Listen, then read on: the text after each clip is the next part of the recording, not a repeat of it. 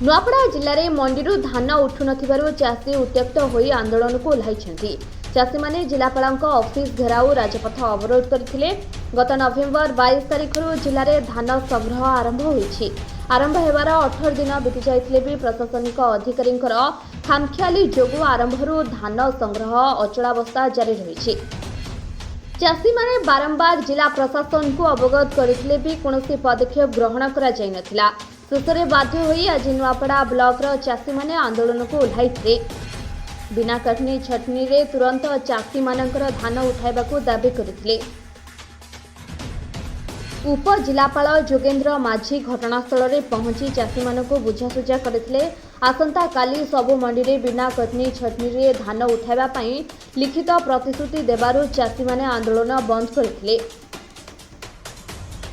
आंदोलन स्थल रे प्रसन्न पाढ़ी, सरोज कुमार साहू, भानुप्रताप माझी, भरत राउत, होम सिंह माझी, कमलेश ठाकुर प्रमुख उपस्थित थिले। नुआपड़ारू राजकिरण सिंहदेव रिपोर्ट, ओडिया एक्सप्रेस।